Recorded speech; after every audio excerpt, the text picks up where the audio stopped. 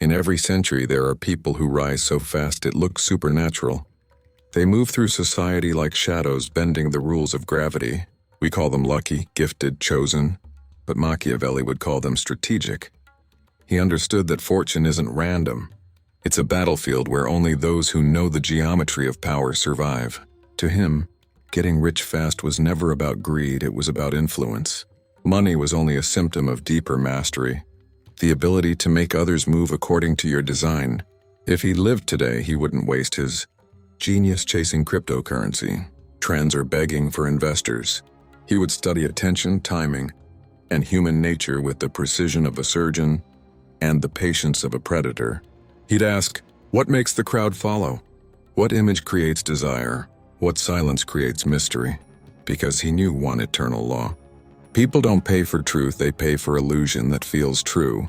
That's why the modern world is full of noise, yet ruled by a few who understand how to shape perception. Those few appear calm, confident, inevitable. They seem to attract wealth while others chase it. But nothing they do is accidental. Machiavelli would have seen the internet as a kingdom of infinite thrones, and he'd pick one carefully. He'd master narrative. He'd build a character so powerful that the world couldn't look away. He'd never announce his greatness. He'd let people discover it and therefore defend it. He'd whisper, power belongs not to the loud but to the convincing. And so begins his roadmap to rapid wealth, not built on miracles, but on the architecture of perception and the science of alliances. Part 1. The Power of Perception. Machiavelli wrote, everyone sees what you appear to be. Few know what you are. This is not cynicism. It's the first rule of strategy. Every fortune begins with belief, and belief begins with appearance. If the world must choose between what is real and what looks real, it will always choose the second. To get rich fast, Machiavelli would begin by designing his image like a weapon. He'd ask, what symbols signal power? What gestures create trust? What silence makes them curious? He would craft an identity that radiates inevitability. In an age where everyone is shouting, he'd make quiet his loudest signal. Where everyone overshares, he'd master selective mystery, giving glimpses, never the full picture. He would understand that confidence precedes competence. The market doesn't reward who you are. It rewards who people believe you are. So he'd act successful before success, not as arrogance but as programming. People mirror certainty. They buy from those who already look like victory. His wardrobe, his tone, his words, even his pauses, all would be deliberate architecture. Every detail a silent campaign to make others see him as indispensable. He'd learn the language of authority, scarcity, control, calm. He'd never chase. He'd attract through stillness. To Machiavelli, money follows magnetism, not motion. The fastest path to wealth isn't working harder. It's controlling the lens through which others see you. And once you master perception, reality begins to obey it. That is his first secret. Appear powerful before you are powerful, the world will make it true. Part 2. Strategic Alliances, the Art of Hidden Power. After image comes infrastructure. No empire rises alone. Machiavelli taught that a wise ruler builds his throne on the shoulders of others, then hides the chains beneath velvet. In our time, this means alliances, but not the naive kind built on trust. He'd form mutual illusions, relationships where both sides believe they're winning. He'd study each person's hunger, recognition, relevance, validation, and feed it just enough to keep control. He'd collaborate not for friendship, but for framing. He'd appear as the loyal partner while quietly directing outcomes behind the scenes. And when the moment arrived, he'd pivot, using each alliance as a stepping stone to the next circle of influence. He'd understand that the internet rewards association. A single appearance beside power multiplies your own. So he'd attach his image to giants until the world assumed he was one of them. By the time they noticed, he'd already built an empire of perception too large to question. Machiavelli would never burn bridges. He'd let them collapse on their own timing. He'd praise enemies publicly, disarm rivals with compliments, and keep his real strategy invisible beneath charisma. His rule was simple: to rise fast, align before you attack. Modern wealth grows from networks, investors, creators, communities, algorithms. But most people beg for inclusion. Machiavelli would design his inclusion, studying the gatekeepers, giving them what flatters them, hiding what threatens them. He'd walk into every room with invisible leverage information, influence or timing. He'd remind us, the one who holds the strings never needs to hold the crown. In business, in media, in politics, this principle creates silent empires. The fastest wealth is not built by those in the spotlight, but by those who control where the spotlight points. To him, alliances are mirrors. You use them to reflect greatness until people forget who lit the fire first. Then, when the illusion becomes truth, you step forward already crowned by perception. That is the second law of Machiavellian wealth. Align before you ascend, because rising alone makes you visible in visibility. Without power is vulnerability, but rising through others makes you inevitable. Part 3. Calculated ruthlessness, the science of decision. Most people waste years waiting for the right time, the perfect plan, or the ideal conditions. Machiavelli would laugh at that illusion. He'd say, "Fortune favors the bold, but only when boldness is precise." The third rule of rapid success is ruthless calculation. Ruthless not in cruelty, but in clarity. Because wealth isn't taken by emotion, it's seized by decision. In the modern world, every opportunity dies in hesitation. People drown in options, paralyzed by fear of loss. But Machiavelli would see hesitation as a slow suicide. He'd decide, act, and adapt faster than logic can argue. To him, emotion is a luxury. He'd strip decision-making down to pure cause and effect. Does this move increase my power, my reach, or my control? If not, discard it. He wouldn't seek perfection, he'd weaponize imperfection. He'd launch while others plan, learn while others doubt, and pivot while others panic. Because he knew the secret law. Momentum creates the illusion of mastery, and illusion soon becomes reality. Machiavelli would not chase comfort. He'd chase leverage. He'd make every move count twice, one visible gain, one invisible advantage. Every risk he took would serve two purposes: to advance his position and to test who's loyal when the ground shakes. And when mistakes happened, he'd never apologize publicly. He'd reshape the story, twist perception, and reappear stronger because the world forgets facts but remembers confidence.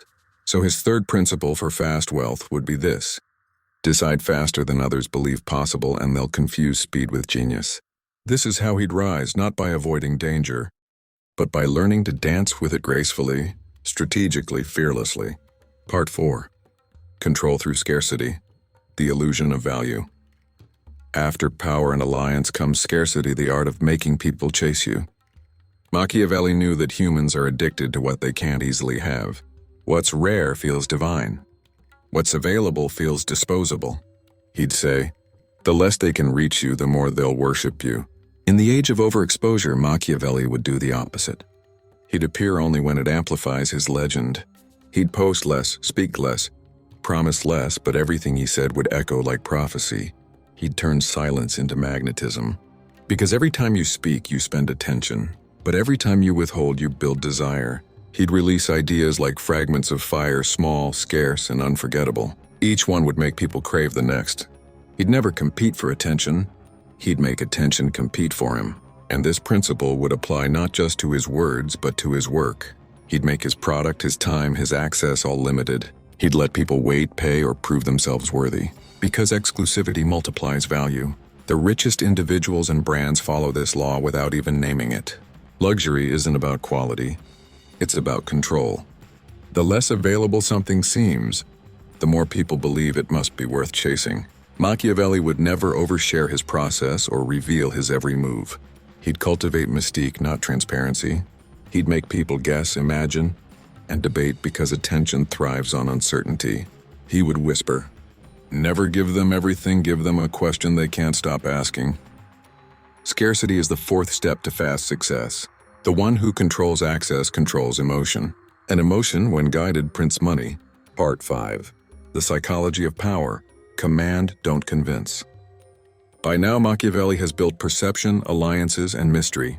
But none of it matters without command, the ability to make people follow without force. He believed persuasion is a tool for the weak. Authority is the language of kings. To get rich fast, he wouldn't beg people to believe him. He'd behave like someone impossible to doubt. He'd never say, "Trust me." He'd create environments where distrust looks foolish. He'd control tone slow, certain, unshaken. He'd speak as if the world is already in agreement with him. Because humans don't obey truth. They obey certainty. Machiavelli knew that every system, business, politics, society is built on one law. People surrender to confidence when they lack clarity. So he'd never argue. He'd state. He'd never explain. He'd declare. His wealth would grow not because he's right, but because he acts as if he's inevitable. The modern world rewards this exact energy. Look around, the boldest voices win followers. The quietest ones win freedom. Machiavelli would merge both. He'd speak rarely, but every word would sound final. His commands wouldn't sound like orders, they'd sound like destiny. And that's the fifth law of his genius. Lead with certainty. Let the uncertain serve you. To Machiavelli, money is a shadow cast by authority. Once you command belief, wealth follows like reflection follows flame. So when he said, "It is better to be feared than loved," he wasn't speaking of terror but of reverence. To be feared means to be taken seriously, to be unignorable, to stand beyond competition. And in the marketplace of noise, being unignorable is the new currency of kings. Part 6. Emotional detachment, the discipline of the predator. The sixth rule of Machiavellian wealth is the hardest to live by.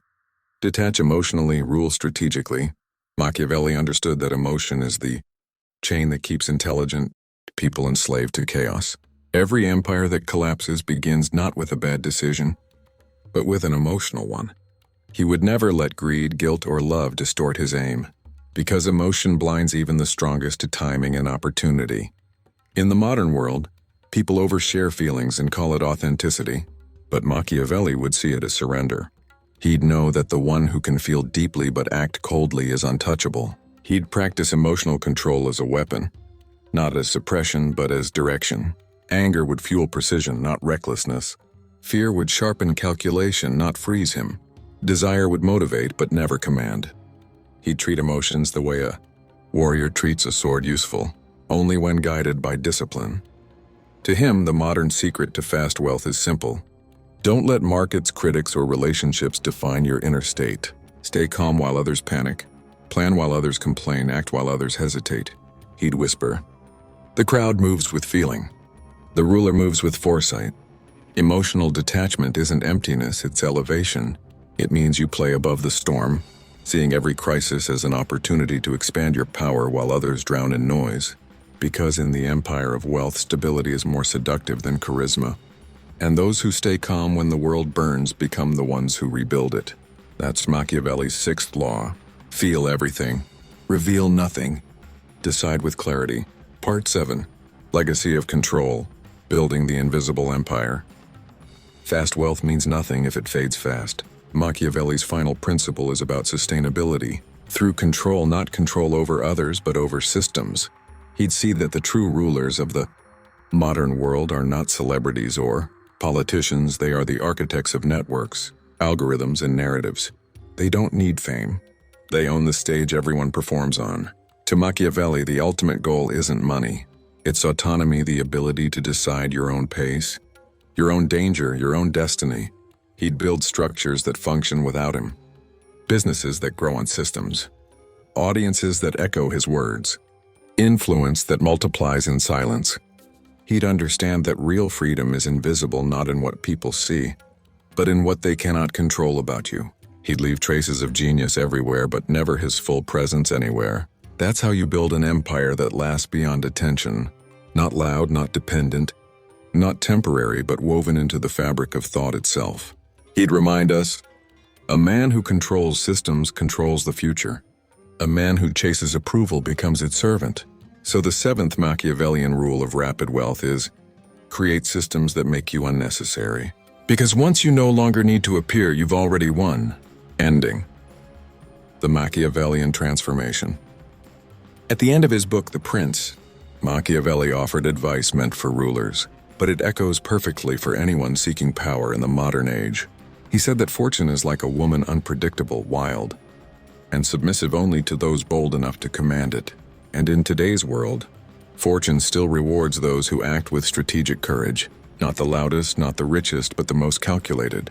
The modern Machiavellian doesn't conquer nations, he conquers narratives. He doesn't fight armies, he commands attention. He doesn't beg for wealth, he attracts it by embodying inevitability. To think like Machiavelli is to stop chasing success and start engineering it. To see every human desire, every algorithm, every opportunity not as chaos but as code. A code that can be rewritten by those who study its patterns. So if you want to get rich fast, stop searching for luck. Start mastering perception, alliances, scarcity, authority, discipline, and detachment. Because the path to wealth is not outside you.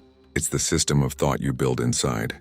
Machiavelli would say, the world belongs not to the moral, but to the strategic. And if you dare to think strategically, ruthlessly, intelligently, beautifully, you won't just survive this age. You'll rule it.